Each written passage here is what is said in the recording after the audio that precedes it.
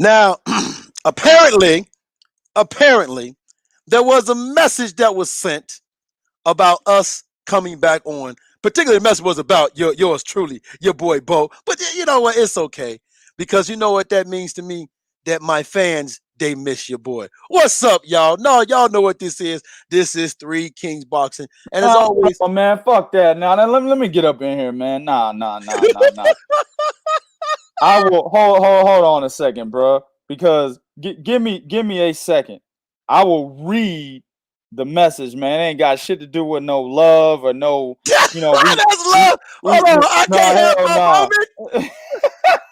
Y'all see this shit? Yeah. Y'all see how they do the old man? See, when you reach the age of 42, they treat you like this. Look, that shit ain't got shit to do with no love, bro. I'm gonna read it, dog. Look, my man's. Here we go, right here.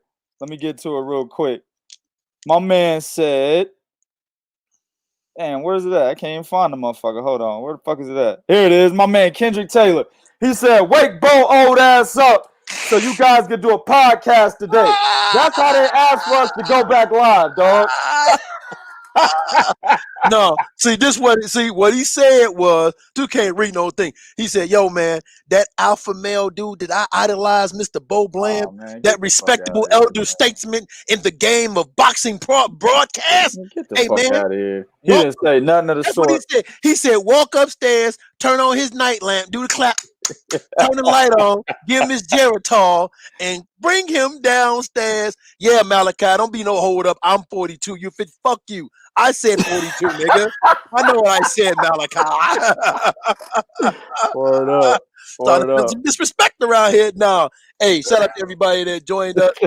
All right. If we have time, I just want to acknowledge my man JL Davis, who always sends something in. Man, if we have time, we'll try to get to what you said. There's just a lot to talk about right now. Don't want Word you to up. think we forgot about you, fam. But as always, go to threekingsboxing.com for the latest and greatest what's going on in the sport of boxing, including news of Stephen Fulton out of the championship Yeah. matchup.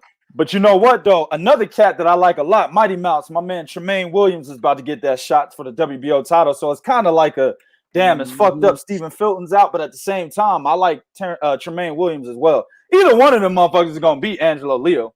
You know what I'm saying? So I guess it's going to be Tremaine Williams, bro. He's going to be the new WBO 122-pound champion after August 1st. That's Guaranteed. right. That's right. We hope Fulton recovers and come back and fight for that because I think he can make some move. He's a special talent. But Yeah. as always, here on time, as far as CPT time is your boy, Hell the yeah. old alpha male with my dog, the young alpha male, 2K. What's going on, family? What's good, man? Another day, bro. Another day, another dollar, man. Speaking, you know what, man? I want to tell y'all something, man. And this is something I don't think y'all understand, right? I don't think y'all understand what we go through to get y'all this podcast. Like, when I tell y'all we a family here, Three Kings, no, nigga, we family. Like, this is real shit. We call each other, we talk, we vent. Like, before the podcast, niggas be like, yeah, man, that motherfucker made me, man. Let me tell you about these niggas at work. Oh, let's go live. Yeah, like, that's what we have to do, nigga. Right. Right. You ain't That's what lying we about have to that. do. Nigga, all Google tripping, the SEC tripping. All right, man, I got to look at this email. Man, I got 5 emails. Send them over to me. Hey, yo, man, we got a conference call. All right, man, let's take it. These niggas ask for information about this fight. All right, let's go live. Like, that's what we Word up. that's what our day be like, man. So, but, hey, man, listen. I do want to say this, man. We hoping like everybody else boxing get back to where we can go to fights. We can actually come to you guys' area and y'all can actually see us like for real. Like, that's the kind of niggas we are. You know Yeah. what I'm saying? Word You up. know, that's the kind of niggas we are. We want to actually see y'all, man. That's just how we are. You know what I'm saying? Have a drink, go to the club, get some bitches. And then what? Remember the nigga said that in Belly? Hell yeah. Get some bitches. Word up. Word up. So let's start with Katie Taylor, man. The fuckery, man. You know Oh, how we my start, man. You bad. fucking up, man. My bad. The fuckery. This shit right here, bro. I had to bring this shit back, dog. I All had right. did it once before, but this shit was way too funny, man. Listen, man, I'm gonna tell y'all right now, all y'all niggas that think y'all hood and that y'all run shit, bro. Nah, man. Nah, man. Felix Chambers, get the fuck out of here, man. If you ain't ready, get up out of here. Cause I'm gonna keep it G real. I don't fuck with you cause you disrespecting me. You disrespect my hood by telling me take off my flag, asking how gangster I was, nigga. You lucky on that day I was acting cool, cuz. I told you I ain't got time for that, but nigga, today I got time, cuz. It don't matter, pistol gang, bitch. Right. You got your cousin right there? But nigga, you came up on me on some fun shit, nigga. I don't make peace with niggas that come up on me on some disrespectful shit when I didn't even know you, nigga. You walked up on me and set down your beer like, nigga, what's up? How gangster are you, cuz? How gangster are you, nigga? I'll show you how gangster I am, nigga. You can drop off your kid and run my fade. You ain't hearing it. Exactly, nigga. Savage Squad too. I go.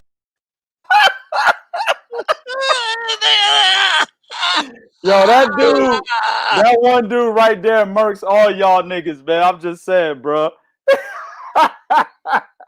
I'm just saying, bro. That shit is funny. I had to bring that back. We did it a long time ago, but I had to bring that one back, dog. That shit is funny, man. No, wait a minute. Did you see the nigga that did Savage Squad? Like, huh? Yeah. Savage Squad. Savage Squad, man. Who the fuck is y'all, man? Nobody ever heard of you cats, man. Nobody's ever heard of you cats, man. Anyway, bro, that shit, I might do it again later. That shit's funny as fuck to me, bro. Man. That might be the fucking video of the week, bro. Real talk. I got time today. I got time today, man. All right, man. So let's jump into Katie Taylor, because as you guys know, Katie Taylor, you know, after Amanda Serrano gave her the swerve, you know what I'm saying? Amanda Serrano pulled that swerve move. So Katie Taylor is gonna fight. She's gonna rematch Delphine Persoon. Right. Very good motherfucking fight. Here's my thing, man. Katie Taylor, actually, if we really look at it, this is a dangerous fight for her. She said it. It's a bigger fight and a better fight, but it's a dangerous fight because Ann Dakari felt like she beat her one time. Felt like she had her going. Now I know 2K, my man Prod got a counter for this, and it's a huge one. But it's still a big fight when you look at the fact that they didn't even want to revisit that fight. Right. Now they're revisiting. So I got to give her props for going back and fighting a chick that everybody felt she beat when a fight with Amanda Serrano fell through, man. What do you think about this, man? Well, I don't know what the hell she's talking about Delphine Persoon being a bigger fight than Amanda Serrano. Amanda Serrano's a 7-division champion, right? Right, yeah, she's taking shots. And that's what it is. Katie Taylor's talking a lot of shit. You know what I'm saying? Which is funny because Katie Taylor typically doesn't talk shit. She don't do that. She's usually quiet. But I think this ruffled her feathers, man, because it was a situation where it was supposed to be a big fight and it was going to line her up basically to help her further solidify her legacy by beating the most dominant Puerto Rican champion men and women's boxing of all time, right? Because she surpassed Miguel Cotto, right? Then you got her being able to line up a fight against Cecilia Brackes if Brackes defeats Jessica McCaskill, right? Then you got possibility of a Delphine Persoon rematch. That was actually how the route she was looking to take this shit, dog. So I think this one kind of ruffled her feathers with Amanda Serrano. Basically, in my opinion, she ducked. I don't give a fuck what anybody says, man. Amanda Serrano was pissed off that she got a pay cut or was getting a pay cut. But you got to understand, it's fucking COVID-19, dog. Everybody taking pay cuts. Hell, even fucking Canelo Alvarez is taking a pay cut, man. And Canelo's the cash cow of boxing, men or women. Nobody's making more money than Canelo Alvarez, bro. And he's even having to take a pay cut for his next fight in September, man. So if the big dog got to take a fucking pay cut, so does little old Amanda Serrano, nigga. You know what I'm saying? Mm-hmm. So to me, that's a duck for her to actually come out and say that, oh, nigga, my ducats got to stay the same, even though it's COVID-19 and everybody's suffering. Only you, Amanda's the only one that doesn't have to suffer. Man, get the fuck out of here with that duck, man. And I might have to run with Katie Taylor when she says Amanda may not have never wanted to fight me at any point. She had no intent to ever fight me, bro. And that might be a situation, dog, because here's the deal. Amanda Serrano been in the game for a very long time, right? Yep. She only lost one fight to Frida Wahlberg a very long time ago, right? Yep. She lost to Frida Wahlberg. Frida Wahlberg had to retire because she had a detached retina and had some brain injury that was caused by her eye injury, right? So she had to get about the game. They never rematched. But since then, when you look at Amanda Serrano's fucking resume, dog, she's fought a bunch of motherfuckers right? That are either for vacant titles. Yep. Or you don't really know who they are, right? She's doing a lot of weight bullying, going up to 140, getting the title there, and then in her very next fight, dropping all the way down to 115 and getting the title there, right? She had an opportunity to fight Cecilia Brækhus for her undisputed crown multiple times in her career and never not once entertained that shit, bro. I can tell you before Clarissa Shields was a pro, number one, and I still got her as number one because Cecilia hasn't lost. Number one pound for pound in the women's sport, Cecilia Brækhus. Number two was fucking Amanda Serrano. Everybody was saying, when them two gonna fight? Because they're literally right there, right? Amanda would usually campaign between 130 and 140, and fucking Cecilia Brækhus is at 147. Yep, so they're facts. like, when they gonna meet in the middle? It never happened. Cecilia Brækhus mentioned several times, yeah, I'll fight the bitch. Amanda Serrano never wanted that smoke, dog. So when you look at the one fight, really, Katie Taylor was about to be the best name on her resume, win or lose, bro. She was about to be the best name on her resume. And you look at that fight and how close it was to being made. And then all of a sudden, Amanda Serrano just says, fuck it. I know COVID-19 happened. I know Canelo's taking pay cuts. I know Terence Crawford might take a pay cut. I know Errol Spence and Danny Garcia and all them niggas that are ahead of me in terms of popularity in the United States might take a pay cut. But I'm Amanda Serrano. I'm too pretty to take a pay cut. So fuck y'all. Man, get the fuck out of here, man. That's a duck, bro. So at the end of the day, anything Katie Taylor's saying right now, I'm running with her, dog. Hey, if you say Delphine Persoon is a bigger matchup, I don't agree with the shit, but fuck it, I'm with you. Why? Because Amanda ducked her, bro. It is what it is, man. Man, listen, before I go into what I got to say, pay mad respects to Mama Denise in the building. What's good, Mama Denise? She's in these streets. She said, what's up, people? Hashtag HNIC. Hashtag Mama Denise. Oh, man. What is you doing, Mama Denise? Look. Mama Denise be on some shit, bro. Though he old young hair. Oh, yeah. You know what, man? Listen, here's the reality of it all, right? And me and my man, we talk about this all the time, right? What I want all of you to understand is this. Amanda Serrano made a very conscious effort after losing, like you said, to Frida Wahlberg, to never put herself in a position to where she could suffer another loss ever the fuck again. For whatever motherfucking reason. I don't care what you tell me, right? Because the reality is this, and my man broke it down. When you look at this woman's resume, dog, you will see she fought for a lot of vacant motherfucking titles. A lot of them. She would be at one, she would win a title at one weight, then go down for that vacant title at this weight right here. Oh, what? Title vacant at 126? Down I go. That's just what the motherfucker did, dog. Right. She's fighting vacant titles and shit here and there. She's fighting no name. Nobody knew who that champion was at 115. And me and Bo are heavily invested in women's boxing. We're heavily invested in boxing, period, because of the business that we run, right? So we know boxing in and out, right? And really, to be honest with you, dog, we had to go look up who that champion was that she beat at 115, man. Yep. So, like, at the end of the day, listen, I don't take away her accolades. 7-division champion, right? One of the most dominant Puerto Rican champions in boxing history, men or women's. I don't take away her accolade. All I'm saying is that when you look at her fucking resume, right? When the dust settles and the smoke clears, right? And she retires, and we go back and look at Amanda Serrano's resume and we check to see how good she really was, you're gonna find out that she didn't fight the best. That's what you're gonna find. And you're gonna find out, like, she fought some chick, I can't remember her name. She fought some chick for a vacant title that was only that had less than 10 fights. Now by this time Amanda Serrano was deep in the 30s. Yeah. Right? Okay. So at the end of the day, like you said, I'm with you, man. I am going to ride with Katie Taylor. Now, do I think it's a bigger fight? Do I think it's a better fight with her fighting Delphine Persoon? No, I do not.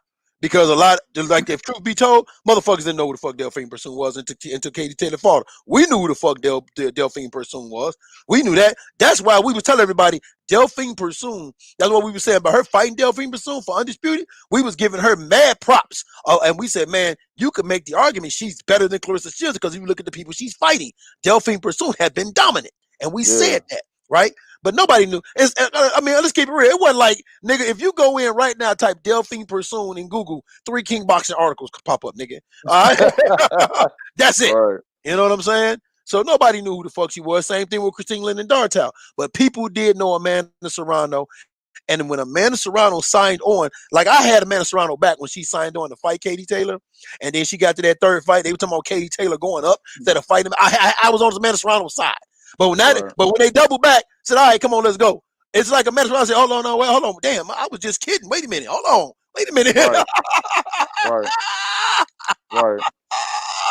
Okay, so at the end of the day, man, hey, Amanda Serrano, I don't know what she gonna do, but right now, dog, if she ain't coming back, talking about some fighting Katie Taylor, and if she fights her, when you gonna fight her? Because after this, Katie Taylor going straight to fucking she going straight to the winner of Jessica McCaskill.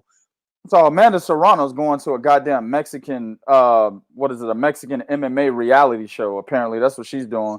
And my man, the guru Lawrence Williams, he said Delphine is coming off of a hernia surgery. Fuck that. Delphine is coming off of a loss to an amateur. Sure is. That's even worse. You know what I'm saying? That is the worst news for Delphine Pursoon. So her losing that fight to that amateur, that right there, I want to know what the fuck that did to her brain, bro. What did that do to her mental state when she goes into this rematch against Katie Taylor? Matter of fact, we published an article where she basically admitted that Katie Taylor was the better fighter. I didn't like that. Mm-hmm. She admitted in the fucking article, right? This was her words, that Katie Taylor's a better fighter and that she hopes Katie Taylor tries to fight her in the pocket because she knows Katie Taylor's a better boxer. I didn't like that, bro. I'm already not liking her mental state by those fucking statements right there. Yeah, so that's bad right there. To be quite honest with you, man, Delphine Pursoon, a lot of cats were saying that Katie Taylor should have rematched her and all that. Amanda Serrano was a better fight, in my opinion.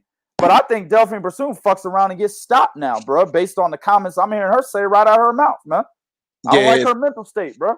No, if she's saying that, her mental state is, I agree with you 100%. Yeah.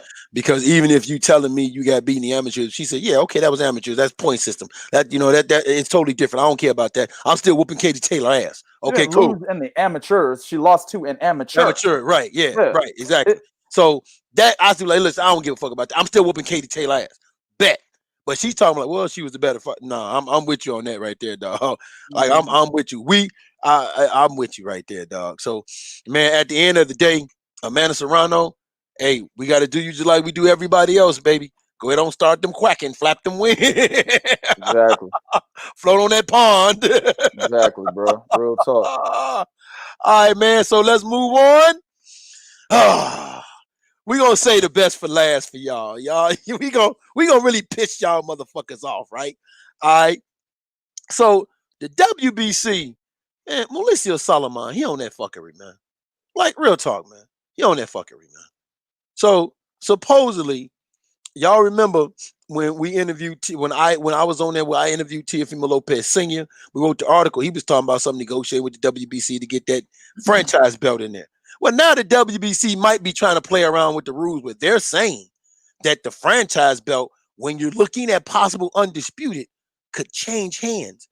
That means that if Teofimo Lopez or Lomachenko, we already knew if Lomachenko won, they was going to tell him undisputed. But now, if Lopez win, there's a possibility that nigga could be undisputed. Prodigy. Prodigy. What are they doing to the sport we love, dog? Man, look, I stopped loving this sport a long time ago, nigga. Like I said, if I wasn't doing 3kingsboxing.com, right? If I wasn't doing that, man, I probably would have stopped watching boxing back in like 2016, 2017. Man, I don't know, right? It's because there's a lot of bullshit, man, that's going down, man. Like, let me tell you something, man. How the fuck are you going to make up as you go along something called a franchise champion, right? That basically, in my opinion, allowed Canelo to not have to abide by mandatory obligations to give Jamal Charlo a fight, right? Mm-hmm. That's what I saw in that. Now, I don't think Canelo's ducking or anything of that sort. To be quite honest with you, I think Canelo will fight anybody.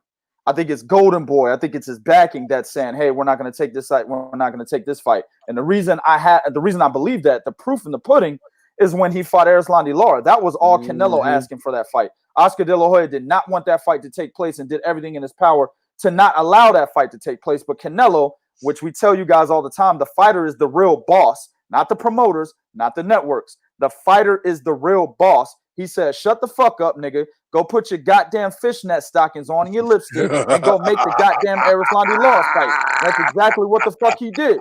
You know what I'm saying? So at the end of the day, bruh, the fighter is the boss. So I think he fights anybody, but he's allowing Golden Boy to run his career at this point. You see what I'm saying? And he should. Listen, he should in a sense, right? Canelo is the only fighter to basically literally get mollywopped by Floyd Mayweather and still only lose by majority decision. Yep. Gotta protect that image. You gotta protect that image. Exactly. So that's how good the Golden Boy backing has been for Canelo Alvarez. So at the end of the day, I don't think he's ducking anyone, but they gave him the franchise title 100% so he wouldn't have to abide by mandatory obligations to fight Jamal Charlo.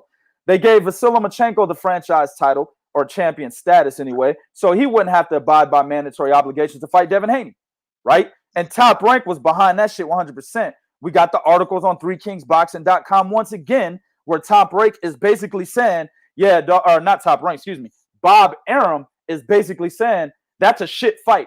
Nobody cares about Devin Haney versus Vasyl Lomachenko, right? To further prove that Bob Arum is a advocate for the franchise champion, Bob Arum, again, on an article on 3kingsboxing.com, Bob Arum is basically saying, we're going to franchise, or he said this, the WBC could look to franchise Tyson Fury, right, so that he wouldn't have to abide by mandatory obligations to fight Dillian White after he beats Deontay Wilder in the third fight.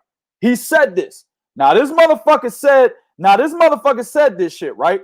But at the same time, in the same statement, he was like, we're not saying we should franchise Tyson Fury. I'm just saying the WBC could have the opportunity to look into that. And shut up, old man. That's what you're saying. You want Tyson to be franchised so that y'all can skip Dillian White. Dillian White can fight Bobo Jones for the vacant WBC title. And then you can go on and fight fucking Anthony Joshua for what is supposed to be undisputed, but in my eyes is not really undisputed. And that leads us to the topic at hand. Now the WBC is seeing what they've done with this franchise champion status. Now they're saying, oh, well, you know what?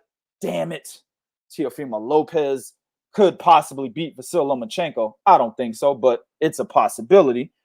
Maybe we should let the franchise championship change hands. Because remember, the rules before was that if Vasyl or Canelo lose, right, they're still the franchise champion regardless of the fact that they lost. You see what I'm saying? That was the rule before. Now they're saying, you know what? To basically respect undisputed status, we're going to go ahead and allow the franchise champion to change hands. That'll allow Teofimo Lopez to possibly become the undisputed champion if he defeats Vasyl Lomachenko. And it won't just be Vasyl who keeps the franchise champion tag so that nobody else is allowed ever until this motherfucker decides to retire or say, hey, I don't want to do this no more, guys. Then that's when somebody else will finally have the opportunity to become undisputed champion. Bro, this shit is bullshit, man. And fans need to speak up on this, man. Like when fans spoke up, I'm going to give y'all an example. When fans spoke up on demanding to see an undisputed champion at 140 pounds, y'all remember this? Yep. Right? Yep. Because they brought in a guy, the IBF, right? Daryl Peoples and his fucking people, they're always over there trying to stop with undisputed championships, man. They're always trying to put a motherfucking wrench in those plans. So they brought up a nigga nobody knew at the time by the name of Sergey Lipinets and say, yeah, you know what I'm saying? Julius Indongo got to fight this nigga right here, you know what I'm saying? Terence Crawford, nigga, we don't know him, man. Fuck him. So the fans came out and was like, no, we want Terence Crawford to fight Julius Indongo. Sure did. And there was a bunch of fans out there. So finally, Sergey Lipinets was like, cool, y'all can fight, I'll get the winner. He didn't give a fuck at either way. And then finally the IBF was like, all right, we'll allow it to happen. It's what the fans want. As long as we getting some money under the table, which is what they did. They got money under the table. Of course, undisputed champion. Right. So they allowed it. So the fans have a lot of power here too. Fans need to speak up on this franchise champion tag bullshit, man. They're literally making up rules as they go, as they see things unfolding for cash cows or very popular fighters in given divisions that hold their belts. They're literally making the rules up as they go. So much so that even dumbass Mauricio Suleiman can't even fucking give you a rational explanation as to why this shit is happening. He can't even tell you. The nigga said, yeah, there was a committee that formed that, made these rules. I really don't understand why that happened.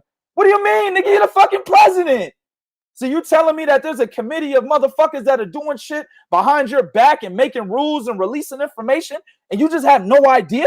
So what the fuck are you the president for? That's like Bo, Jarrell, Mike, Bakari, all them niggas, Red, you know what I'm saying? All them niggas making decisions behind my back as the owner of 3kingsboxing.com, and I have no idea what the fuck is going on. That would never happen. You see what I'm saying? Mm-hmm. So it's 100% bullshit. They're making up the rules as they go along. Fans need to step up and put an end to this shit, bro. Got to, man. Well, actually, more than fans. Fighters need to say, no, fuck that. Fighters need to take the now we know approach. Get this shit out of here. Remember how he did when they came in with that diamond belt? Yeah, get this shit out of here. Get shit out of here, bro. I want real belts. That nigga denied that belt like it was an ugly bitch. Man, get that. Get that. Yeah. You got pits and freckles on it. Man, get that bitch out of here. You know what I'm saying?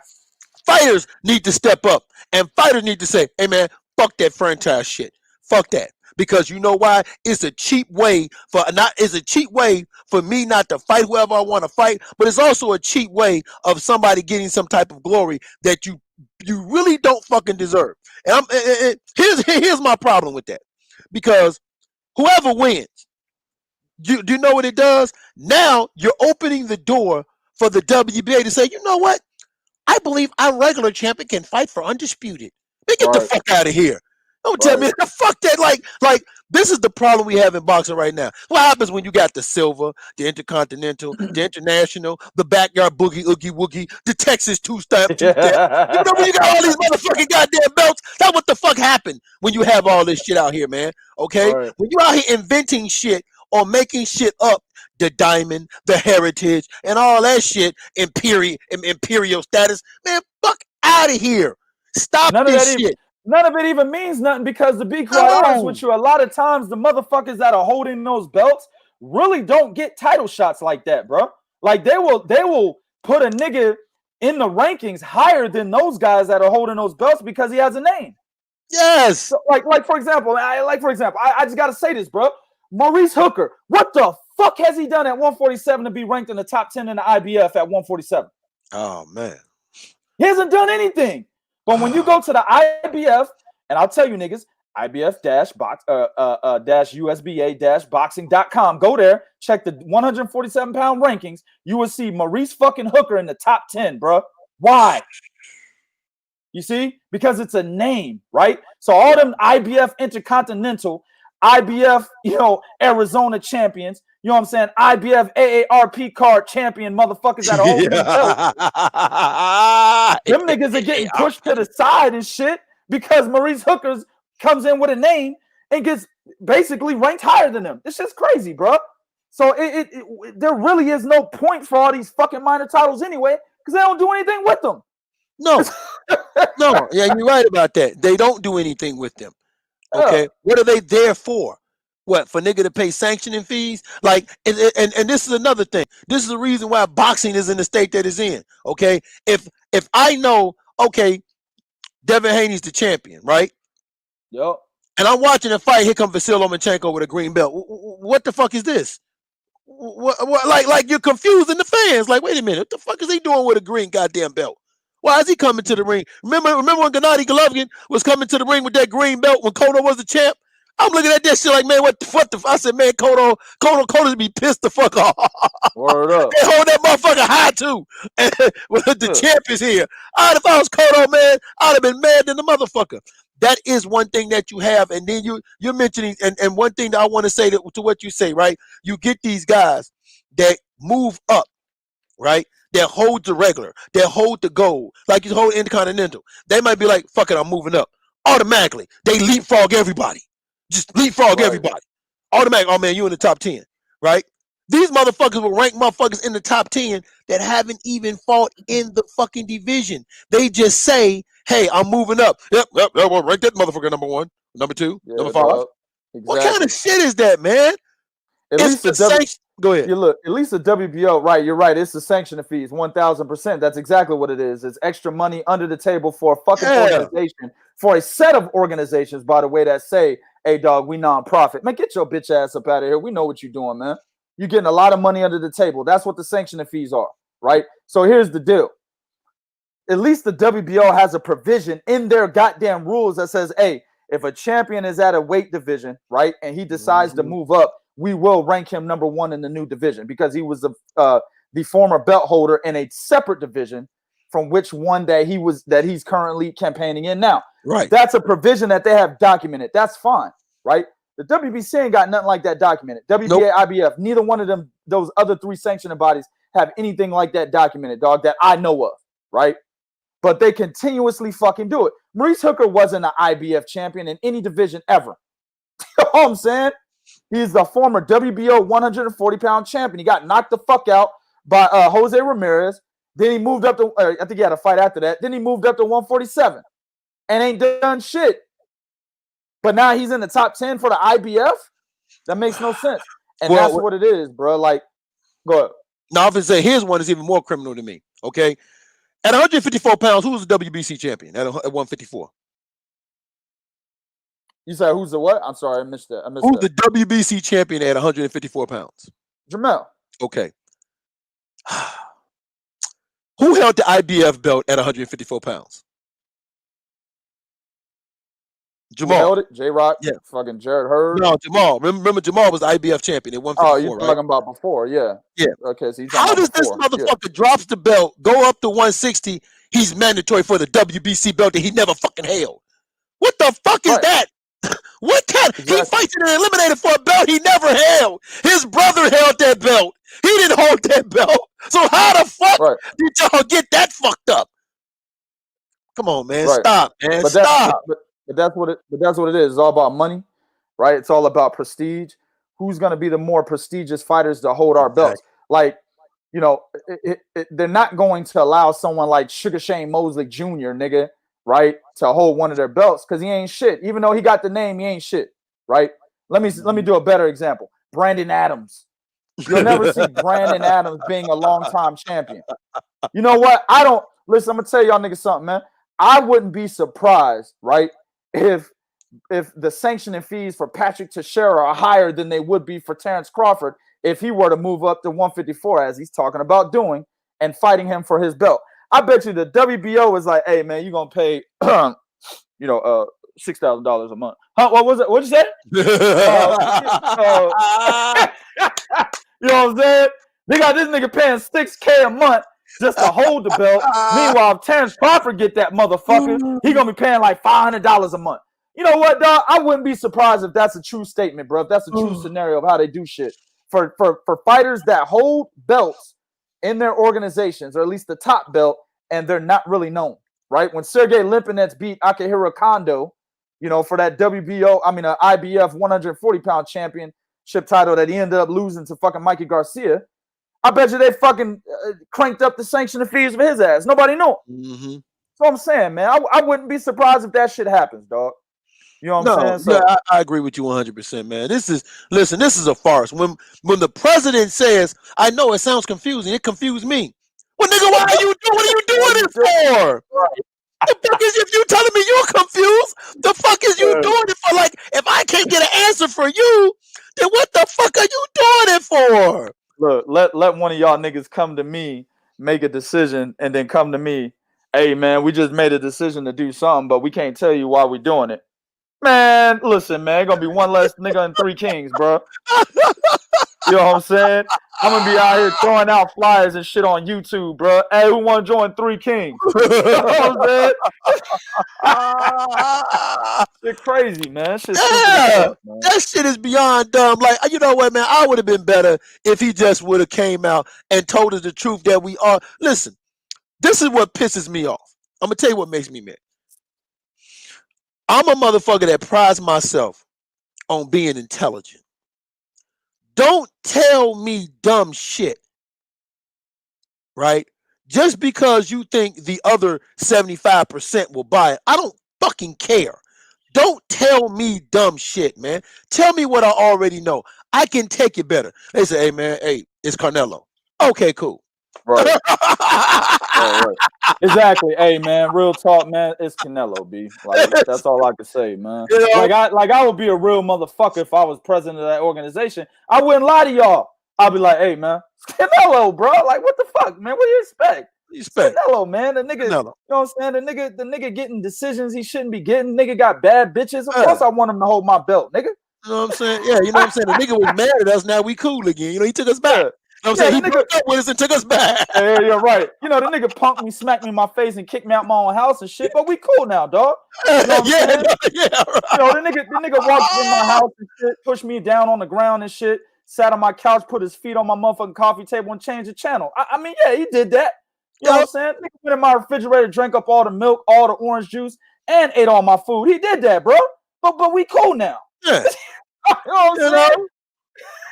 That's I mean, you know what I'm saying? Like, just tell me that. Hell, you be like, yo, man, how do you do that? How do you make Vasily Lomachenko franchise champion? You know, Bob Arams, you know, Cynthia Poncher, man. You know. Hey, you already know, man. Christina, we got another job for you. I just don't know how she got there, Bo. Hey, can anybody answer that question? How the fuck did Christina Poncher get there? Hey, man. Hey, Christina Poncher was on ESPN, one of them channels, man. Oh, well, all right, man. I'm gonna leave her alone, man. She was an actress, bro. I think. Yeah. I'm gonna leave her alone, bro. You know, Claudia Trejo. I know how she got there. The motherfucker was in, you know, soap operas and shit. You know what I'm saying? She's a bona fide actress. We know Claudia Trejo, bro. Hold on. That's why she's on DAZN. Yes. Well, who the fuck is Christina Poncher, man? I don't know her. Okay, but see, here's the problem, though. Claudia Trejo got clout. Like, Eddie can't go to Claudia Trejo and say, Claudia, I need you to talk. Claudia, no, motherfucker. You eat my pussy. I'm going to tell you, I do what I want to do, what I want to do, motherfucker. You know who I am. Yeah, she got major clout. Yeah, Claudia Trejo got major clout, dog. Yeah, word up. Hey, man, let's go to the comments, man. There's a lot of niggas in here talking, man. My man, I got to go to one real quick.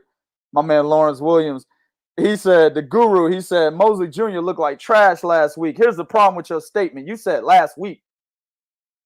When the fuck has Shane Mosley Jr. not looked like trash, bro? This nigga's been looking like trash ever since this nigga was conceived. As far as I'm concerned, nigga came out the womb looking like trash. They told this nigga when he was born, hey, man, you're never going to be like your daddy, bro. Hey, dog, you're never gonna be like your daddy, bro. I'm just saying, bro. Listen, Shane Mosley Jr. If he keeps, listen, man, he needs to keep fighting the competition he's fighting. I remember Sergio Mora on that, you know, commentating on that card.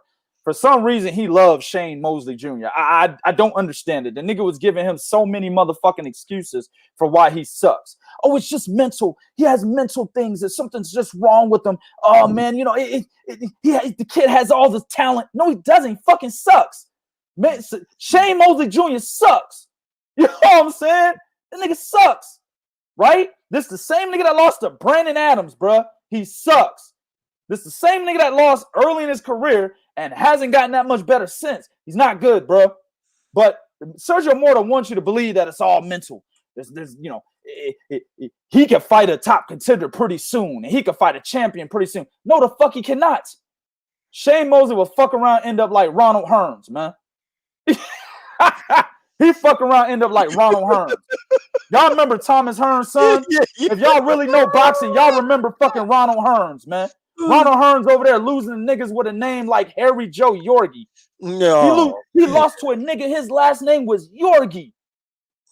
Lost to him, gets knocked out by Felix Sturm, a guy that is not known to knock any goddamn body out. Hell no. And then gets sent out on a motherfucking stretcher against Arislandi Lara. Laura really did him dirty. I thought he was dead, bro. I was like, oh shit, this nigga's not coming back. You know what I'm saying? Yeah, so Laura really did him dirty. Right. If they move Shane Mosley Jr. anywhere past journeyman / bums, nigga, he gonna end up like Ronald Hearns. Mark my fucking words, dog. Hey, What man, else you listen, got, Bo? I got some shit right here. So apparently somebody disagree with you. My man Yeah. Ronald Finkley said, "Fuck out of here." You talking to Lawrence? The boy Shane Mosley looked better than Jerron Enos in his last fight. Oh shit, Ronald, you gotta be trolling me, my nigga. Hold on, it gets even better. He says, "Y'all, Shane dominated. We got problems. Yo, I think we got a pit contestant. Do we have a pit contestant?" No, I like Ronald, man. That's my nigga. Let me tell you something, man. Hey, Ronald, if you want to get in this pit, we can get in this pit. It's gonna be easy work, though, if you taking the side of Shane Mosley Jr., bro. Look, my man, the guru, he said Clay Collard beat Shane Mosley Jr. I agree. Shane Mosley Jr. went the distance with a motherfucking barber, nigga. The nigga, listen, the nigga's a Puerto Rican barber. This nigga's nickname was the Fighting Barber, nigga. This nigga boxes part-time and chops wigs full-time, bro. And Shane Mosley Jr. went the distance with that nigga. Oh my God. Man, look, Clay Collard knocks him the fuck out, probably, man. You don't want that work? Man, y'all, man, come on, man. Y'all not out here. Y'all out here like that, man. Damn, boy, that's good. Look, man. Look, JL, hold on, man. I gotta do this, bro. My man JL, this to you, Ronald. He said, I want what that nigga smoking. I don't even smoke, but I might even acknowledge that might be some good shit, dog. I'm just saying, bro. And I don't even smoke. That must be real good, nigga. Hey, my man, he down. He said, bring it. He down for the pit. All right, man. Word up, dog. Word up. I like that. I like that in you, bro. Word up, man. So, hey, Ronald, man, you want to get on the show anytime? Anybody want to get on the show anytime? Send me an email to 2k@3kingsboxing.com, man. Send me that email, and we'll talk it out. We'll try to get y'all on the show, man. Oh yeah, no, that's real talk. That's just who we are. And my man Mark Lucas said Mosley Jr. not B-Hop, where B-Hop lost early but bounced back and became one of the best. Facts. No. That nigga's not losing and bouncing back. You're absolutely right. That nigga has no talent, bro. He's not bouncing. That nigga gonna lose early and then lose again, like he did to Brandon Adams. You know what I'm saying? That's that, and then lose again after that, nigga. Oh, man. Nigga gonna rack up. I'm telling you, it's Ronald Hearns Jr., bro. Real talk. That's what it's gonna be. Ronald Hearns Jr., nigga. I'm just saying, bro. He looked like Shane Mosley Sr., but that nigga is not Shane Mosley. That's all I'm saying. No, that's the hey, I agree. Oh man, we got him in here today, my man. Lawrence William, Ronald Finkley. You must have watched Shane Jr. on the Obama phone. All right, man. That's what's up, man. This is my man Virtuoso said she related to Danny Trejo. Yeah. I don't really know. I don't think she's related to Danny Trejo because her name is spelled differently. Last name is spelled differently. But like I said, Claudia Trejo is a known actress, bro. Yes, She's on soap operas and shit. You know, my motherfucking grandma was watching Claudia Trejo. You know what I'm saying? So she's a fucking known actress, bro. But Christina Poncher, I just don't know, bro. I don't know. I mean, they say she was an actress or she did some broadcasting. I think she broadcasted on NFL Network. That's what she did. She was on NFL Network. Yeah. But even then, how did you get to NFL Network? How'd that happen? I'm gonna leave her alone, man. I mean no harm, man. You know, I talk shit, though. That's what I do. I mean no harm, man. My man Virtuoso said all these alphabet organizations good for is making money off of fighters' purse. Insane. 100%. Yeah. And that's the problem that we have right here, because I'm gonna say it one more time, man. There's no way you can tell me that you make a belt, right? Because even when Bob talked about making Fury a franchise, when he said it, I said, wait a minute, man, hold on. He do know if they do that, they don't fight for Undisputed. So when Bob said that, I thought to myself, oh shit, something's about to go on. That's why I believe this right here. I believe these niggas. Don't be shocked, y'all, if it drop. Yeah, you know, because it's going to be 3 major belts on the line. We're going to put the franchise belt on the line, and we can call it undisputed. I guarantee that's what the fuck they're gonna do. And when it happens, oh, they're gonna open up a worm of shit. But understand, there's no way I'm gonna call a motherfucker undisputed when there's a nigga out there holding the belt that says he's a champion too. Yeah, he's got Devin Haney's got the hardware, man. You didn't beat him, so you're not undisputed. You're not Whoever undisputed. wins this fight, I don't give a fuck if it's Vasil or Teofimo. I think Vasil wins it, but it doesn't matter. Devin Haney is holding hardware, nigga, and they're not saying that's a minor title. They're saying that is the actual championship belt. Well, if that's the case, you're not undisputed. Plain and simple. Plain and simple. Because at the end of the day, what you're doing is you're making a mockery of motherfuckers that really did do undisputed the right way. Exactly. You're making a mockery of that shit, man. Fuck out of here, man. This motherfucker get on my nerve. Like, what is this nigga doing on COVID night? I mean, is this nigga at home smoking that good motherfucking, doing that good Mexican heroin straight from the crop field, nigga? Is that what he doing? getting them damn Colombian packages, nigga. Yeah. Doorstep, bro. That's what's happening. Yeah. That Colombian work right at his doorstep, bro. I mean, what the hell is that man doing, man? But all right, so Marlisa Solomon, get it together. Stop being scared of these motherfuckers, all right? You have the most prestigious belt in the world. Stop being scared of these motherfuckers. Tell these motherfuckers no. Turn down the puncher, nigga. All right? And start mandating fights that need to be fucking mandated, man. Real talk. For real Fix talk. your goddamn rankings too. Shit. Hold on, my man said one more time. He said Jerron Enos needs a fight before the year ends. I'm still out on what his power is and his durability. Man, look, Jerron Ennis will knock Shane Mosley Jr. the fuck out. They're not even in the same fucking division. Nigga, them niggas not even in the same division. Shane Mosley won't even last 6 rounds with Jerron Ennis, man. Jerron Ennis is a top prospect. I get you. He does need to fight more, but he's a top prospect, man. All right, last but not least, Lawrence Williams said Shane Jr. got with snack and got work. Yeah. How you go to a company where they known for cheating and you suck more than you did before you got with them? This nigga did an inversion, nigga. How the fuck you invert, nigga? How do your skills disintegrate, nigga, when you supposed to be getting help? This nigga out of here, bro. That nigga went to Victor Conte, and Victor Conte could help that nigga. That's bad. Yeah, bro. This nigga out of here, man. Oh, man. All right, last but not least. Dog. He losing it, man. He losing it, dog. He's losing it.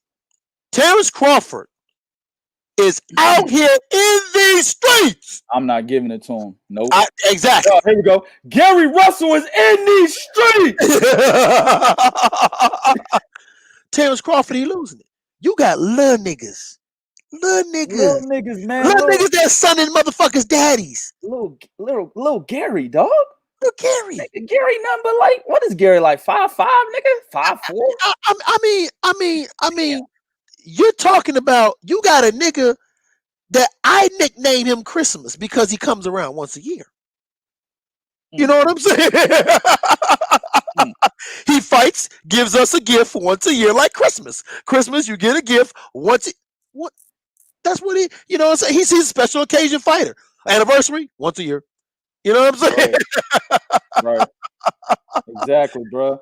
Like, no, don't read it. Don't read it. I'm gonna put the comments up there. Don't read them. Go ahead and continue your point. All right. So, you know, anniversary once a year. You know what I'm saying? Birthday once a year. Special occasion. That's what Gary's a special. You gotta do that fight once a year. Pulling your card. Dog. It's not even that it's not even that he fights once a year, my nigga. It's the fact that this nigga is a little nigga, man. Yeah. Listen, the dude fights at 126. Dog, my dick weighs 126. I'm just saying, bro. I'm just saying, bro. Real talk, man. No disrespect to my nigga Gary, man. He a cool ass nigga. But he a little nigga, bro.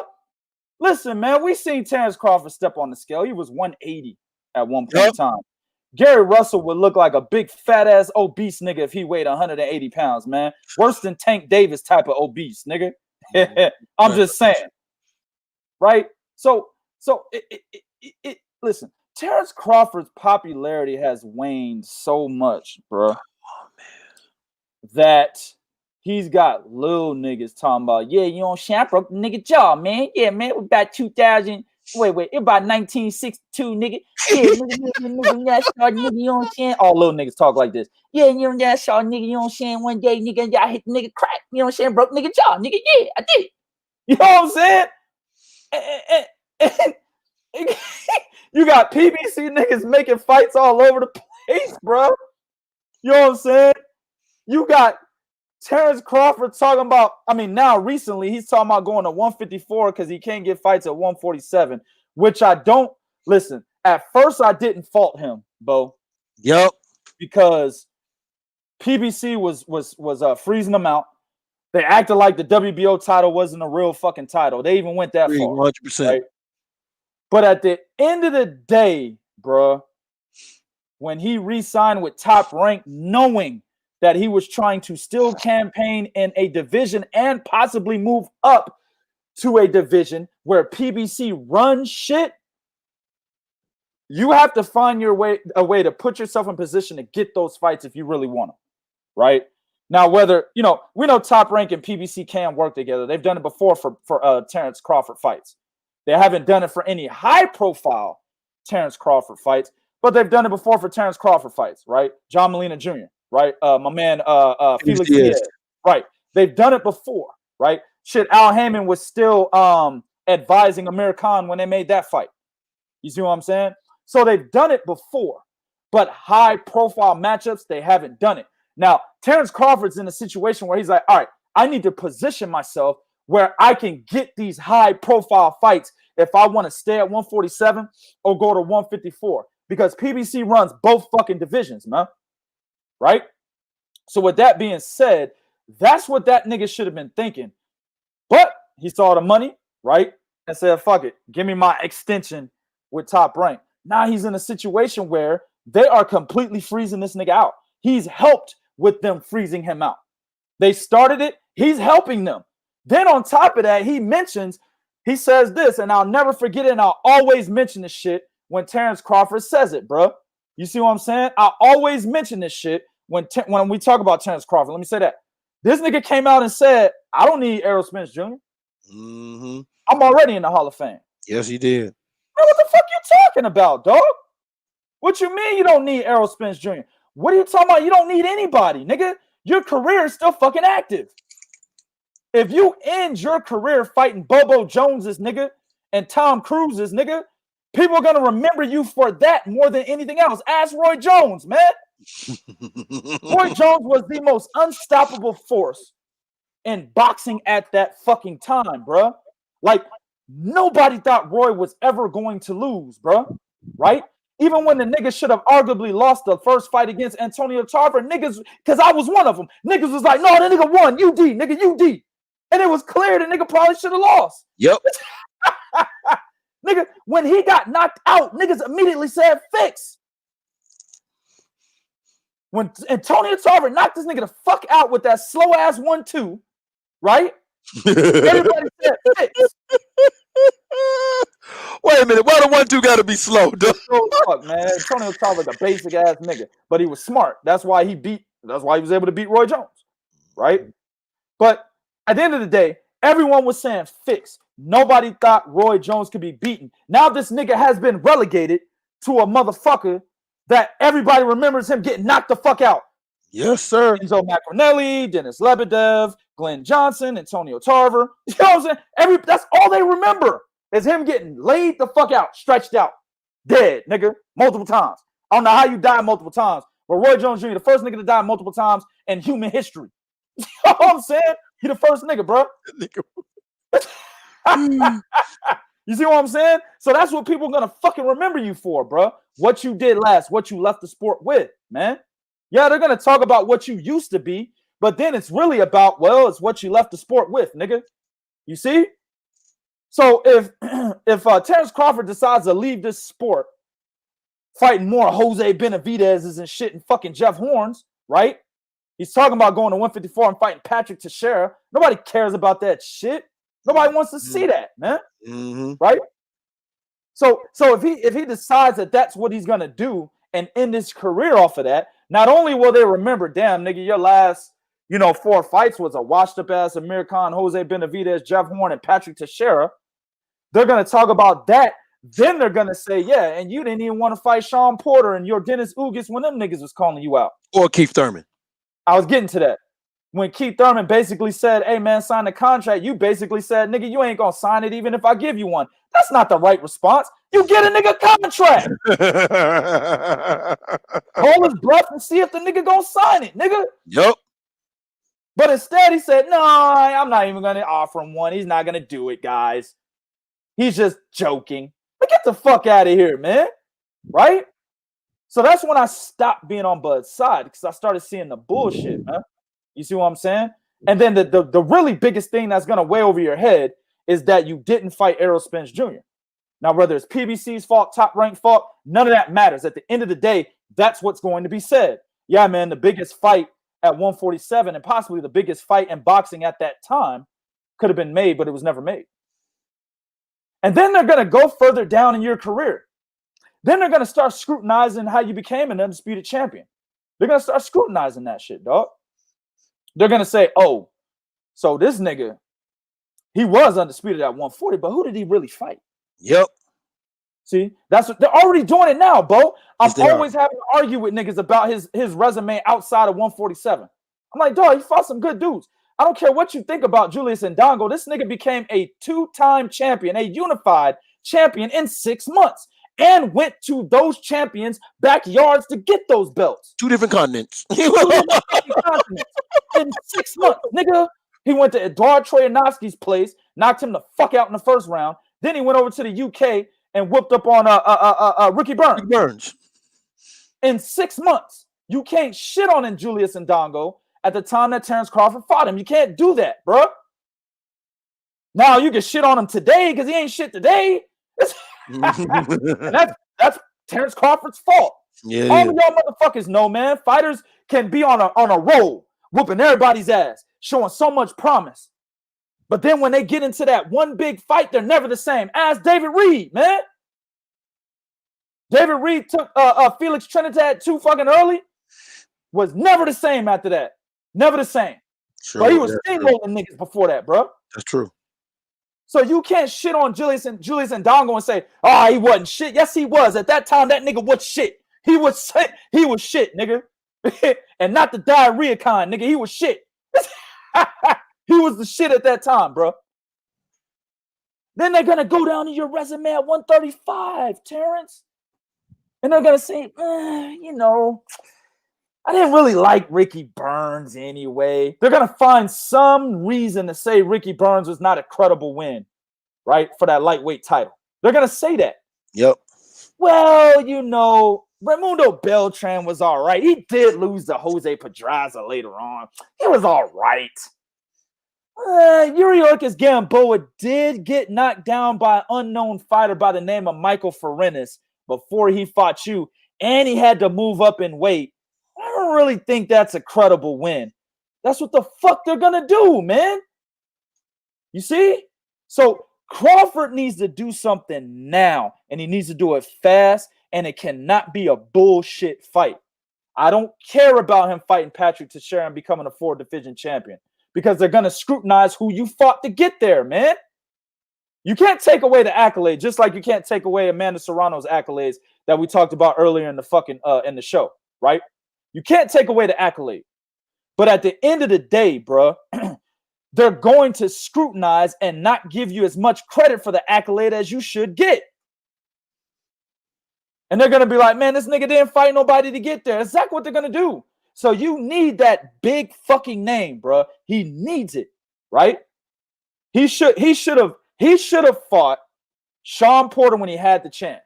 All right, when that left, he should have been pushing for your Dennis Ugas. Ugas was ready to fight him, man. He should have been pushing for that, right? He should have been pushing for Keith Thurman when Keith Thurman said send the contract. He should have had Bob Arum, hey, man, draw that motherfucker up, send it. He should have been pushing for that. My problem with Terence Crawford is this. He's not pushing for those fights. And you saw it. It's clear as day when he re-signed with Top Rank, knowing that the fucking 2 divisions that he could campaign in, right, were run by PBC. He didn't have to sign with PBC. I'm not saying do that. But he should have put himself in a better position. Somehow, some way. If it was signing with PBC, then it is what it is. But you need to look out for your career, bro. And putting yourself in a better position to get those big money fights, right? You got to make that decision. And if that was to leave Top Rank, then so fucking be it, man. But he's got to do something now, man. Okay, well, here's the problem, right? Because there's another dude that wasn't the same when he fought with somebody too early, Jeff Lacey. That nigga was never the same. He fought Joe Calzaghe way too early. Nigga was never the same. Here's the problem, because my man Shane Newton, he's saying PBC guys always fight Benavidez type guy. Why the different energy? Excuse me, Shane. Sean Porter fought Keith Thurman and he fought Danny Garcia. Keith Thurman fought Sean Porter and Danny Garcia. Earl Spence just fought Sean Porter. He's a fight to fight Danny Garcia. Terence Crawford is not fighting them type of dudes at 147. And that's what we're saying. Because when the narrative is nobody from PBC wants to fight him. But Sean Porter said something. They've all said something. Keith Thurman said something, and Dennis Ugas said something. There's no movement there on that. Because when Sean Porter said when Kenny Porter came out and said, if we don't get a rematch with Earl, we're going to look to fight Terence Crawford. You know what I heard people say? Why he should fight Porter. Porter just came off a loss. That's when I made a video naming all the fighters that came off L's, and guess what? Still got championship title fights. Right. All right.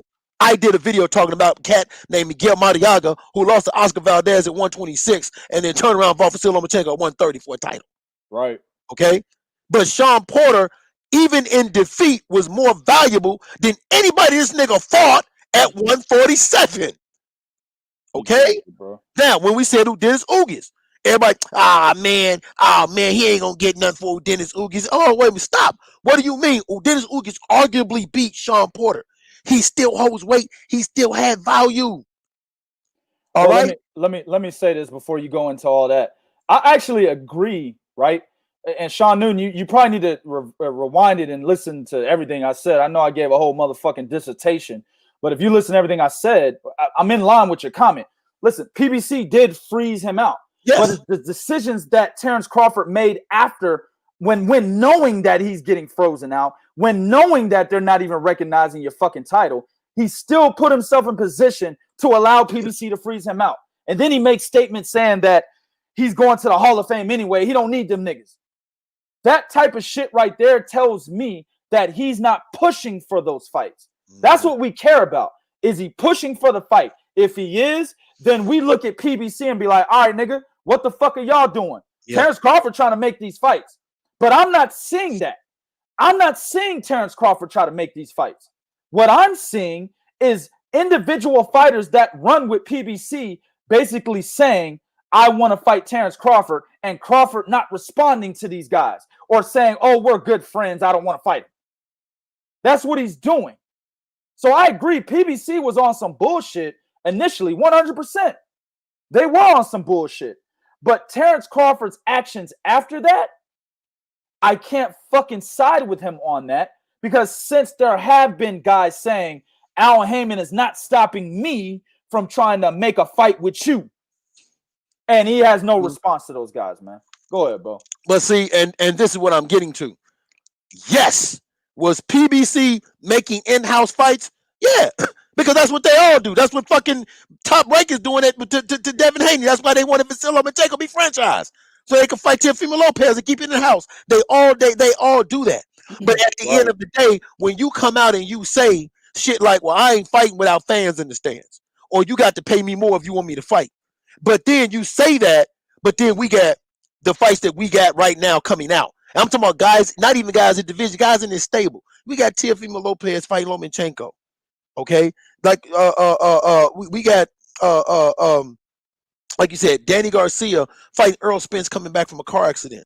So when dudes around you are making big fights, without that sentiment that you're telling me about, not, hey, I ain't gonna fight without the fans being in there. Hold on, man. Stop right there. Pause. Right now, boxing is taking a big hit. You can't stay on the sidelines while dudes is making moves around you. And then you're fighting, and then the names I'm hearing you fight is Manny Pacquiao. Well, you know that's not going to happen because that's PBC. Manny Pacquiao didn't fight you when you was with Top Rank. Okay? Earl Spence. Well, Earl Spence is busy right now. And then you say Patrick Teixeira. So if you go to 154, if you lead the division, go to 154, well then shit. I'm not gonna sit here and still blame Earl Spence for a fight not happening when he's locked up with a fight with Danny Garcia. And this is what Earl said. I'm gonna fight Garcia, I'm gonna fight Pacquiao, then I want Crawford. He laid it out. That's the game plan. Bet. Yeah. But at the end of the day, Terence Crawford has to do something. And what I'm saying is, instead of telling Keith Thurman, hey man, if I send you a contract, you probably won't fight me anyway. No, call that nigga's bluff. Call that nigga's bluff. And listen, I'll even give Crawford this. I remember when the nigga mentioned the name of Danny Garcia.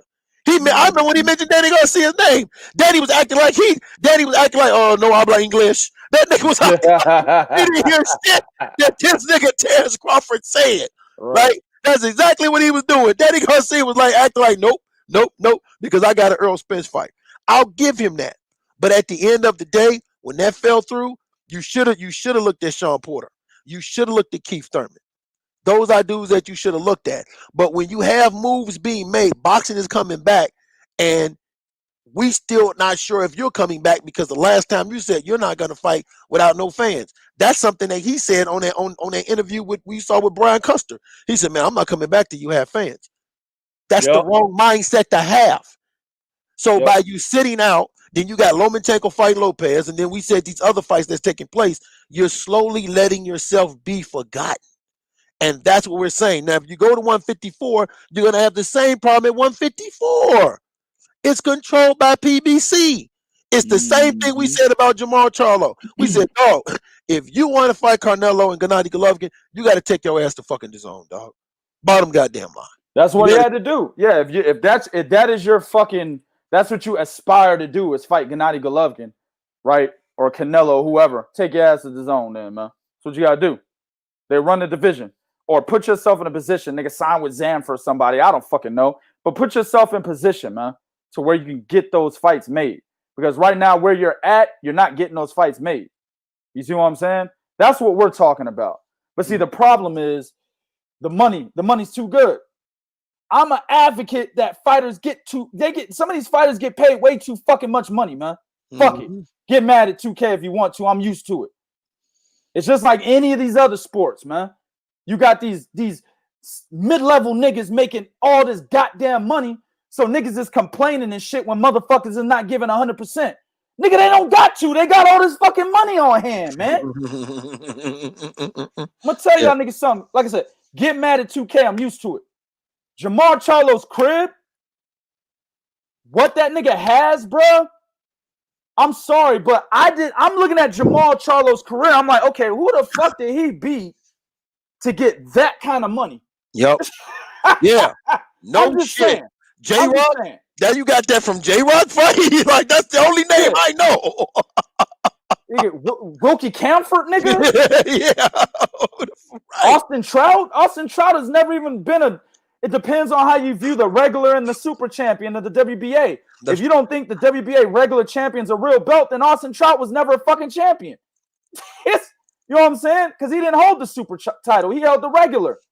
Canelo was Arslan Delore was the super champion. So it's like, who the fuck did Jamal Charlo beat, dog? It's cool. He's got all that shit. Whatever, nigga. That's good for him.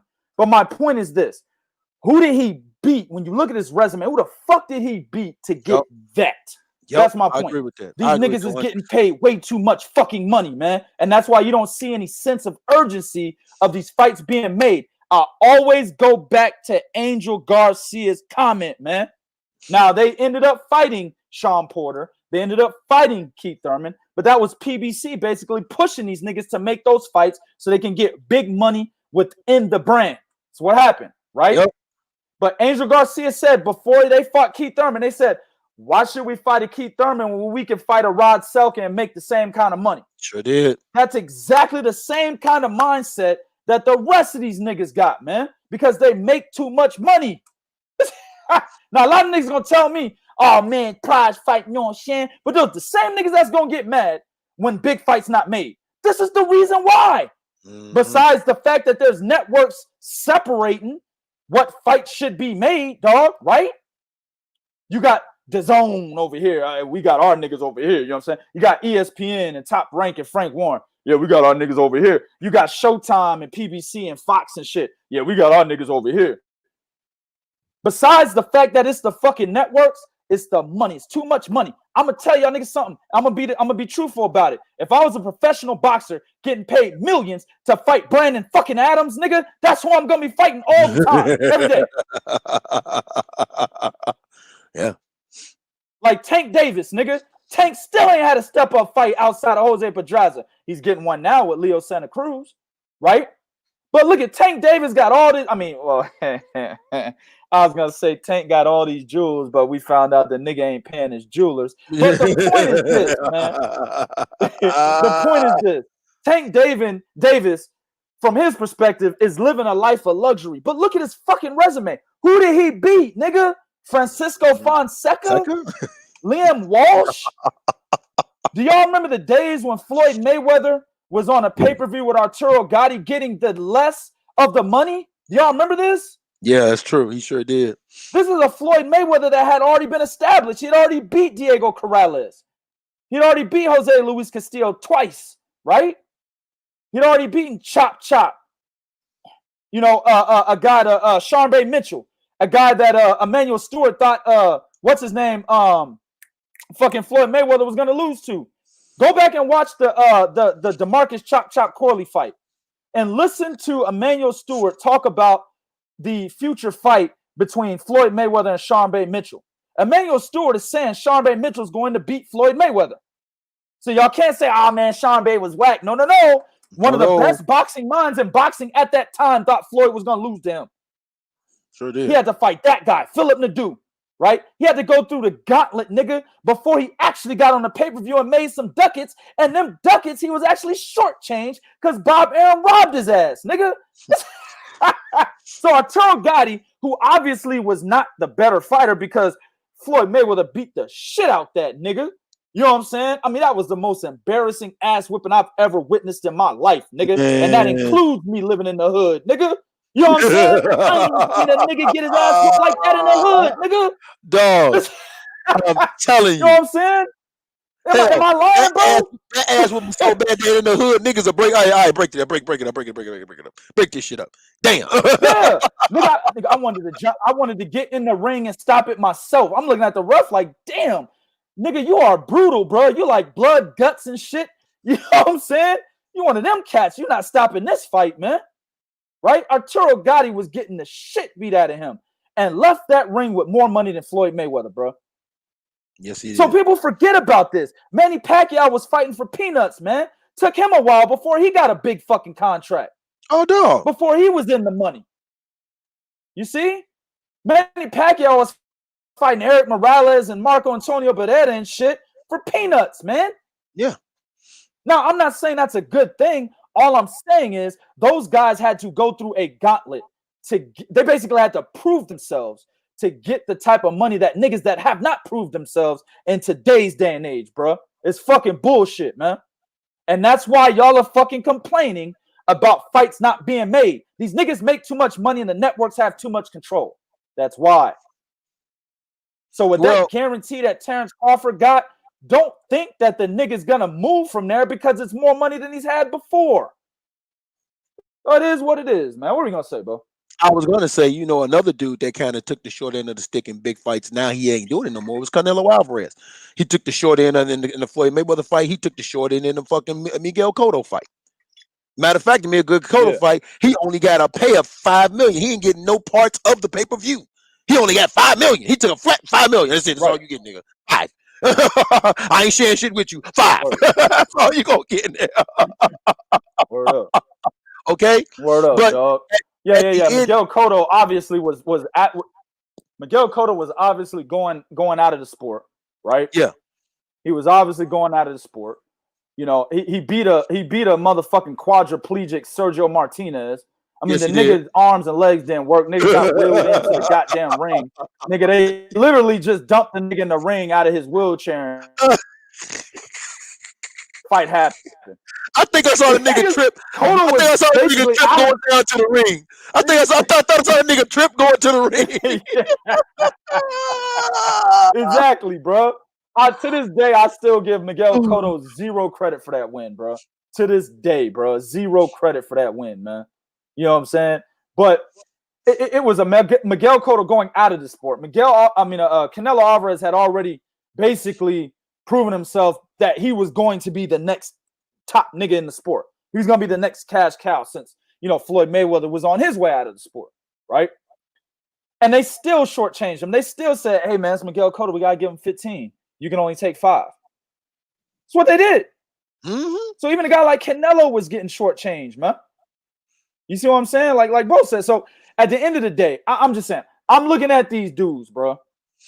You know what I'm saying? And at the end of the day, I'm like, what are these who the fuck are these niggas beating to get this kind of money? Unless the mansion that Jamal Charlo got is rented, nigga. Unless that nigga's renting that mansion. How the fuck did he get that with the resume that he has? That's all I'm saying. Y'all got to start asking those kinds of questions, man. Dog, you got cats like Tevin Farmer telling us how he the cash cow at 130. Oh my God, man. Nigga. Yo, you telling me nigga ain't getting money doing that? Listen, man, I'm telling you, fam. For noise. Bro, I'm telling you, fam. Let me tell you something, dog. Right. If Tevin Farmer was right next to me saying that shit, if niggas was recording, I'd be like, hey, man, cut that, bro. Cut that, bro. Hold on. Let me talk to this nigga, man. Hey, Terence, Tevin, man, we need to have a huddle, my nigga. Come here, bro. I'd have to put my arm around a little nigga, man. You know what I'm saying? Move him to the side and shit. Hey, bro, stop with this cash cow shit, B. You fought Gillimaine for Noise, nigga. Jono Carroll, James Tennyson, Billy Dibb, nigga. No, nigga. No cash cow. Like cash and cow and Tevin Farmer should not be in the same sentence ever, nigga. Stop it. You know what I'm saying? Nigga, nobody's ever going to compare you to Canelo when it comes to getting money. Well, as a fighter, period. You just not getting compared, period, nigga. You know what I'm saying? Let's get that up out your head. You ready to go back out there, dog, and get an interview? You sure, my nigga? All right, man. No more cash cow shit, nigga. It's a detriment, nigga. I would have told him this, Bo. Fuck out of here. Nobody thought he was a cash cow. Anybody who thought that nigga was a cash cow is from Philly. 100. 100, man. I'm just saying, dog. Like you said, these niggas getting paid too much money, man. Listen, man. At the end of the day, here's the problem. We did find out, which we found out, and we told y'all this again. 3 King Boxing told y'all this, that Bob and Al had already talked. Earl and Terence was gonna fight this year. Earl wound up having a car accident. When Earl had the car accident, there was no plan B for Terence. There was no plan B. There was no viable plan B when he had the car accident. Then, of course, COVID-19 hit. They were talking Kell Brooks. Remember that? They were talking Kell Brooks. Now, mind you, this is after he just got done fighting a worthless Amir Khan. They was looking at Kell Brooks, a dude that left 147 to campaign at 154. Right. That's what they were looking at, right? So again, we are acknowledging, was PBC cutting this nigga out? Yes, they was. But the PBC had the horses. PBC wasn't doing nothing that if you look at Don King, when that nigga had Tyson, you want a piece of Tyson, you better come over here. When you look at Top Rank, same thing with Top Rank. Oh, you want to fight for the WBO title? Then, you got to sign a co-promotional deal. You want to fight Jesse Magdaleno? I need a co-promotional deal. You know what I'm saying? Right. I need a co-promotional deal. Right? Exactly. So they ain't doing nothing different than none of them other motherfuckers have done. Okay, let's make money with the in-house fights first, and the big fight we make somebody else, we've already made our money here. That was the game plan, but we knew they were gonna fight. Then COVID-19 hit. Then Terence Crawford, he comes outside like my man saying, I'll make it into the Hall of Fame without fighting Earl Spence. Huh? Right. What? Right. Well, if you look at my overall body of work, You know, it's the best thing going on in boxing right now, huh? Man, look, man, the devil is always in between the details, man. When a guy starts talking like that, that tells you right there he's not looking for those fights, man. I'm not saying Terence Crawford is ducking anybody. All I'm saying is Terence Crawford is comfortable. Yes. And that's the last thing you want when you're talking about some of the best fighters in the sport. You don't want them to get comfortable, because then when they get comfortable, it's a situation where they're like, shit, nigga, I ain't got to fight Errol Spencer. I ain't got to fight, Sean Porter. I ain't got to fight your Dennis Ugas. Nigga, I ain't got to fight Keith Thurman, nigga. That's what happens, man. And you don't see the fight you want to see because they're comfortable now. Yes. And that's where I think Terence Crawford's at right now, man. Well, I think he's there too. But again, when COVID-19, this is where he really lost people when COVID-19 hit. And he said, well, I'm not going to fight fans, but if you want me to fight without no fans, you got to pay more. That's where he really lost a lot of people with that. They're like, wait a minute, dog, where more money going to come from if we ain't got fans? Like, what is you talking about? Right. And if y'all remember on the podcast, I said, yo, it's not a good look for Terence when you got Teofimo Lopez and Lomachenko fighting. When you got Danny Garcia and motherfucking Errol Spence fighting. That's not a good look for him when these dudes are making these moves and he's still sitting up talking about some not fighting without fans. That's not a good look. And you can sit, and let me tell you something. When you're making $3 million a fight, okay, you can sit up and say some shit like that when you're making hey, you know what, man? Fuck it, I'll wait it out. Right? Because let me tell you, nigga, if you still making $15 an hour, nigga, they calling you on your off day. You answer phone. Yeah, man, I'll come in. I'm on my way in right now. I got my clothes on. I'll be in the job right now. Right? But when you're making $40 an hour, you like, hey, man, listen, I'm using one of my sick days, nigga. Yeah, exactly. Exactly, bro. I'm using one of my sick days, nigga. Right? It happens. Yep. But at the end of the day, Terence got to do something to remain relevant, because right now, with all these fights that are being named, he's slowly slipping out of relevancy. That's a problem. And for them to be even talking about 154, that's a problem for me. Because if they go to 154, I'm almost guaranteeing y'all it's going to be tough for them niggas to try to come back, fight Earl at 147. Yeah. That's going to be tough. So I don't know, man. At the end of the day, like we talked about before this long ass rant, Terence Crawford talking about fighting Patrick Teixeira at 154 for the WBO title. And it'll be based on the fact that Terence Crawford's a WBO 147-pound champion. So based on the rules by the WBO, they're going to allow Terence Crawford to move up to 154 and immediately become the mandatory for Patrick Teixeira. But I mean, do y'all want to see that fight? Is that a fight y'all want to see? The thing about it is he'll become a 4-division champion, and I feel the same way about him being a 4-division champion as I felt about Mikey Garcia when he did that bullshit. Mikey Garcia's was more credible. Yeah, but he went up for Sergey Limpinets is a better fighter in my opinion than fucking Patrick Teixeira. Yeah, I'll give you that too. Yeah, I mean, it was more credible. Listen, man. I might listen, man. We gotta watch it because we gotta cover it. You know what I'm saying? Mm-hmm. But man, this is why I told y'all in the beginning of the show, man. If we were not doing 3kingsboxing.com, we probably would not watch boxing right now, bro. We probably wouldn't. Like I'll be talking old school shit with niggas, bro. Like, hey man, y'all remember, such and such fight back in the 70s and that'd be.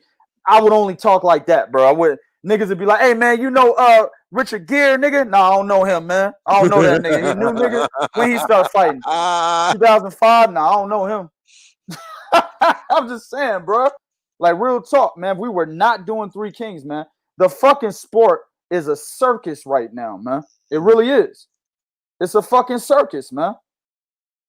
There's no situation. Like my thing is this. PBC does a lot of in-house shit, and that's what pisses a lot of people off. Yeah. I agree with that. I agree with that 100%. You know what I'm saying? I agree with that. That's bullshit. They shouldn't just do in-house shit. But from a business perspective, can you blame them? They have all the top fighters in majority of the divisions that they run. Yep. So can you blame them? Top Rank did a lot of in-house shit as well. But can you blame them for doing that? Look at 147. They got everybody, not named Crawford. So can you blame them for making these niggas fight each other and they're just making more money? You can't blame them for that. The problem is fans are not speaking up enough. Fighters are not speaking up enough about it. They're being comfortable like Terence Crawford. That's the fucking problem, man. And if they're being comfortable, then at the end of the day, right? Like, for example, if you're a Terence Crawford fan and you're fucking sitting here advocating that PBC is freezing them out, you may be correct, but Terence Crawford makes you look bad because he's not talking about that. Let me tell y'all niggas something, man. When everybody was like, yo, Terence Crawford's getting frozen out, man, they doing this whole other side of the street shit, man. It's bullshit, man. I ride with Terence Crawford. What did Terence say in response? This nigga said, oh, man, there's no such thing as the other side of the street. So that pretty much killed your whole goddamn argument if you were supporting Terence Crawford and PBC freezing them out.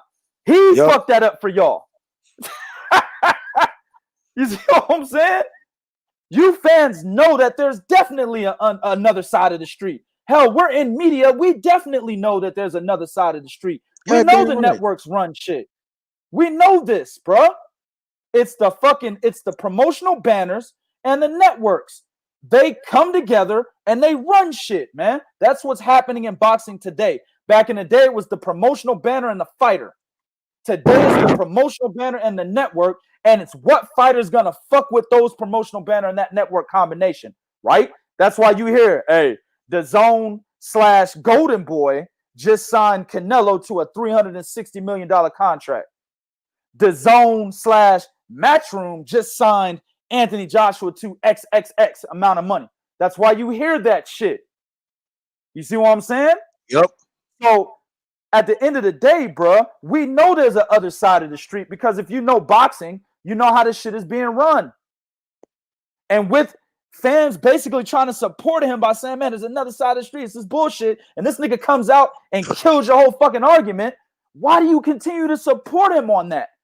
He's basically telling you in a nutshell, hey, man, stop supporting me, man. You know what I'm saying? Fuck it. I don't want those fights. I mean, I want them, but I'm comfortable, nigga. If they come, they come. They don't, they don't. That's what he's saying. I don't need y'all niggas to argue for me. I'll go fight Patrick Teixeira and become a 4-division champion. I don't need y'all to argue for me. Mm-hmm. Sean Porter, man, that's my good friend, man. Why I gotta fight him? For what? We're not looking for that fight right now. He's a good friend of mine. I don't need y'all to argue for me. I like Sean Porter. I'm not fighting him. Yeah. Dog, I'm just saying, man. Listen, man, and here's something, because I'm going to read my man Shane Newton said, right? I'm going to read this real quick. He said, truth, he is saying Spence needs that fight. Here's the problem with that comment.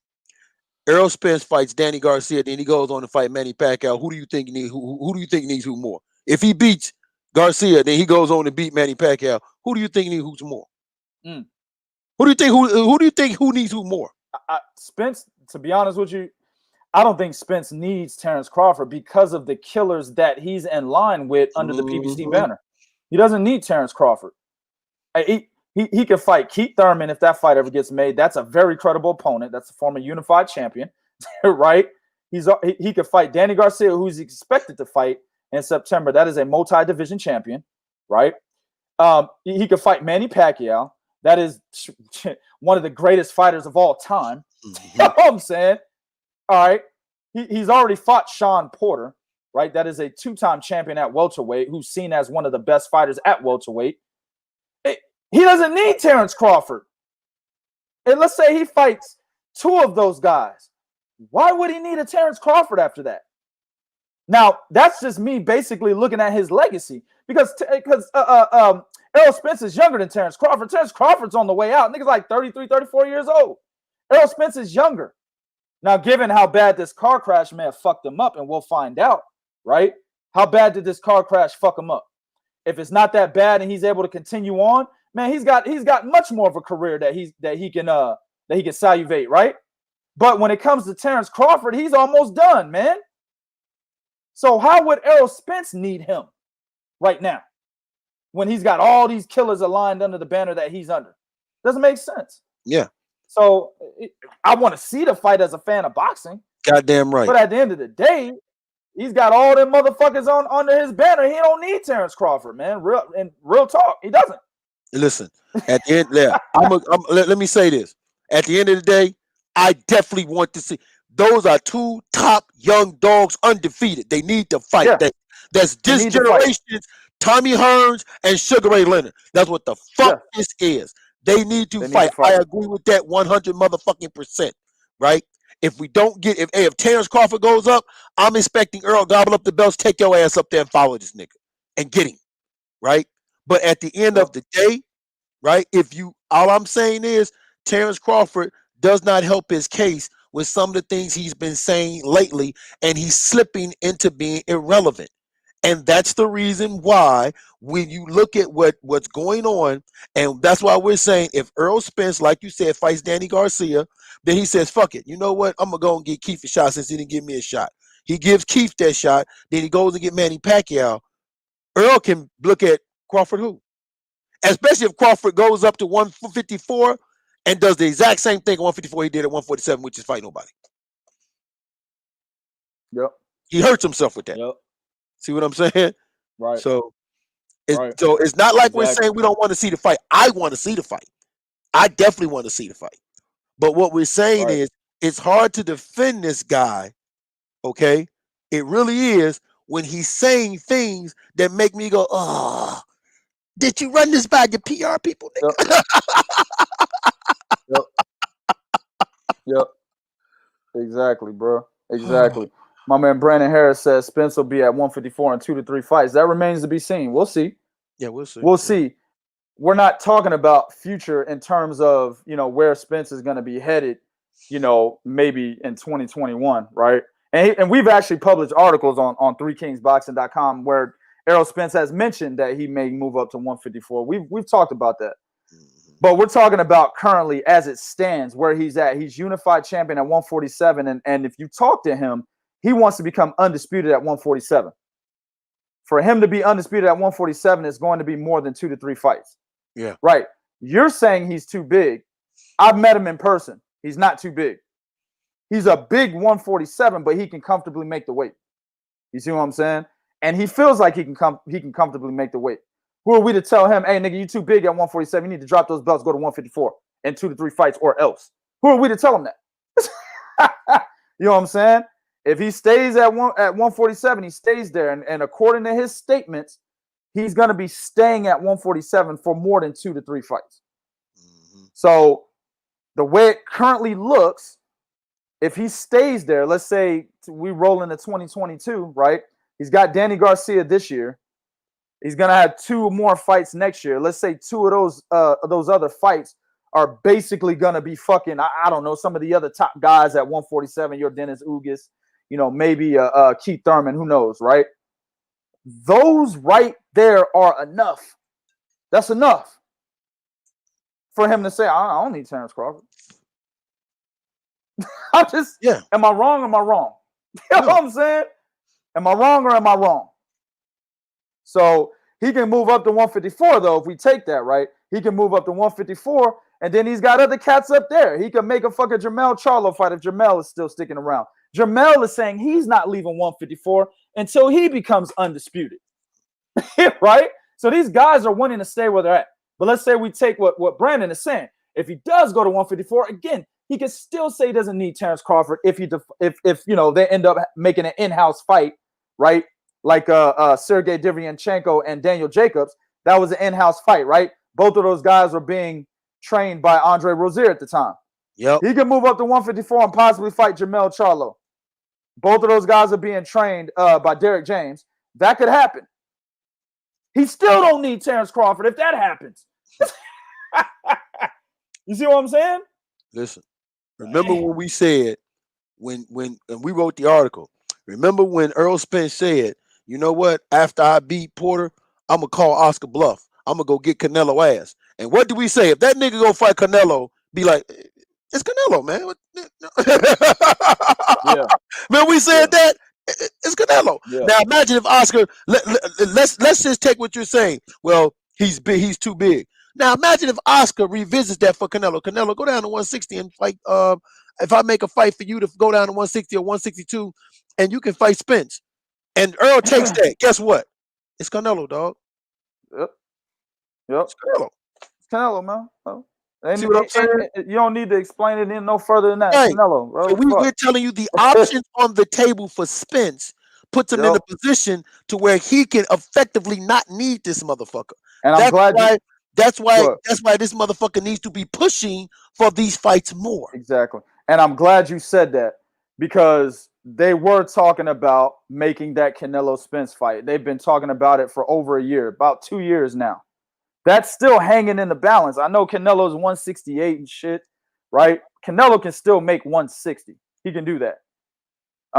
But that fight has been hanging in the balance. I'm not too sure if that fight gets made. I don't think it does. Right. But don't forget about it, is what we're saying. Exactly. That's a possibility. And Terence Crawford, Canelo hasn't been talked about. I don't recall that. No, me either. I don't recall that. You see what I'm saying? There's so many fucking options this guy has, to where if he pretty much the chips lay where they should, he definitely doesn't need a Terence Crawford, man. My man Shanoon said Bud isn't going up. It's one fight. He knows he has Taylor versus Ramirez soon. I hope he takes that in consideration, right? Mm-hmm.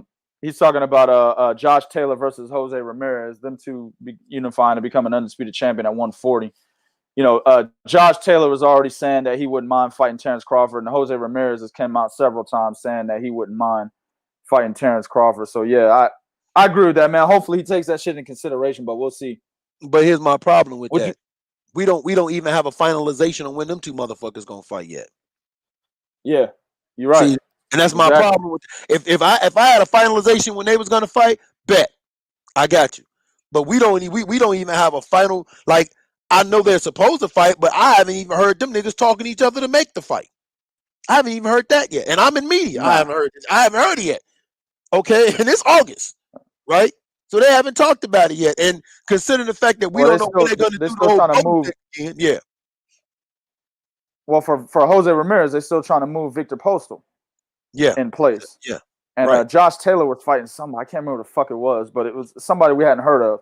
And then, of course, Jack Catterall is trying to get his shit mandated, right? Nigga's been #1 contender for 76 years and shit. So he's trying to get mandated, right? So there's a lot of pieces in place that could derail, you know, a Terence Crawford, Jose Ramirez fight, or Josh Taylor. But listen, Bob Arum could easily just be like, you know what, fuck it, make these fights. It can happen, man. Yeah, it could. So we'll see, bro. So I'm with you. Listen, if you saying, hey, it's only he's going to do it for one fight. I hope you're right. I really do. I hope you're right. I don't get it twisted. I'm not saying I want him to leave and fuck it. No, I hope he is doing it for one fight. But the problem still remains is how much longer do this dude have? Because we just gave you the lineup for Earl Spikes. Earl got 3 fights right there on the docket. He could take 1, 2, and 3. You're talking about Bud possibly going up and then waiting on Jose Ramirez and what you call it. Oh man. Yeah. Exactly. Once upon a time, Thurman finally dropping Terence Crawford's name, but is he serious? But this is the situation of Virtuoso. Terence Crawford should have called his bluff. He did not. Mm-hmm. That's the problem. Go find out if the nigga's serious. Like Keith Thurman straight up said, send the contract. So why didn't Terence Crawford do that? Or at least why didn't Terence Crawford call him and be like, hey, bro, let's go ahead and negotiate this shit, dog. You talking about sending a contract? Let's negotiate this shit, dog.